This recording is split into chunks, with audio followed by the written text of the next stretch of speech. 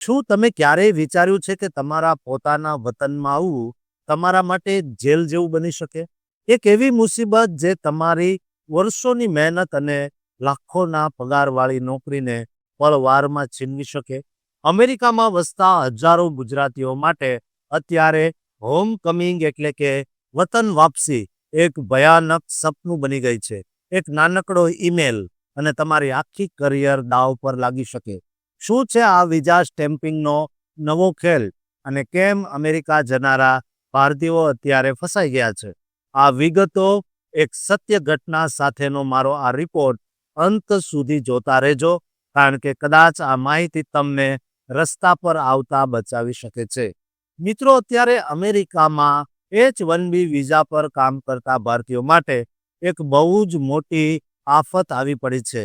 ન્યૂયોર્કની એક લોજિસ્ટિક કંપનીમાં મેનેજર તરીકે કામ કરતા એક 27 વર્ષના ગુજરાતી અને અમદાવાદના યુવાનની સત્ય ઘટના સાંભળશો તો તમે પણ ચોંકી જશો. તમારું હૃદય પળવાર માટે થંભી જશે.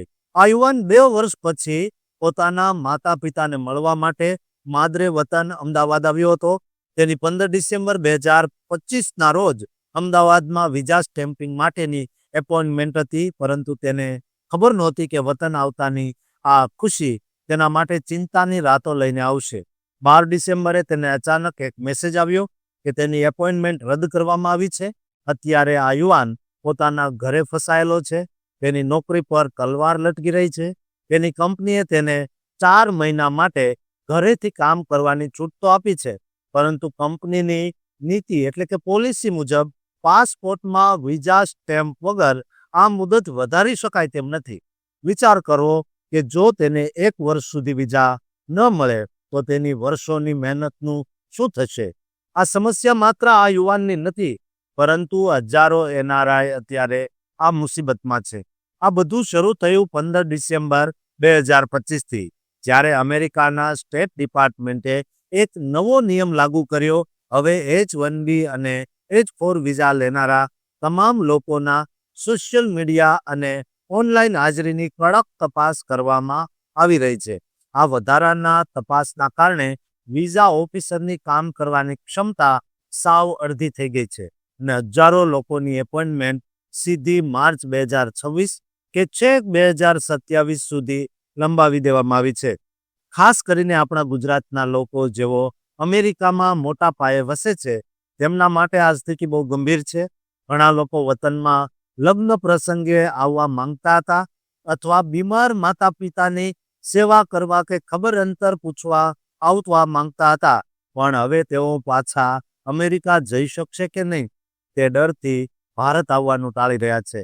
અત્યારે સ્થિતિ એવી છે, જો એકવાર ભારત આવી ગયા અને તમારો વિઝા સ્ટેમ્પ ન થયો તો તમારે નોકરી ગુમાવવી પડે, પગારમાં કાપ મુકાઈ શકે અથવા તો તમારે વગર પગારની રજા પર ઉતરી જવું પડી શકે છે.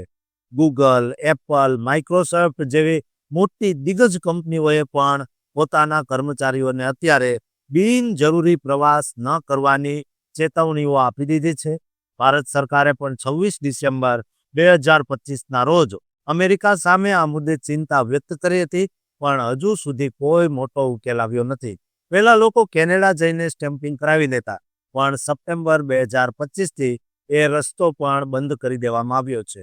મુંબઈ અને હૈદરાબાદ જેવા મોટા શહેરોમાં અત્યારે વિઝા માટેનો વેઇટિંગ પીરિયડ 365 દિવસથી પણ વધુ થઈ ગયો છે.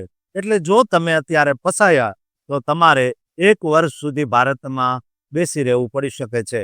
નિષ્ણાતોની સલાહ છે, જ્યાં સુધી ખૂબ જ જરૂરી ન હોય ત્યાં સુધી અત્યારે ભારત આવવાનું જોખમ ન લેવું જોઈએ. ભલે લાગણીઓમાં વહીને પણ, જેમ કે માતા પિતા કે બાળકો ભારત હોય અને તમને મળવાનું ખૂબ મન થતું હોય તો પણ ન આવવું જોઈએ. જો આવ્યા તો એ લાગણીના પૂરમાં ડૂબી જવાય તેવી પૂરેપૂરી શક્યતા છે. દોસ્તો, આ રીતની રમત જે અમેરિકા રમી રહ્યું છે તે અંગે તમારું શું કહેવું છે? કોમેન્ટ બોક્સમાં જરૂર લખજો અને આ ચેનલને સબસ્ક્રાઇબ જરૂર કરજો.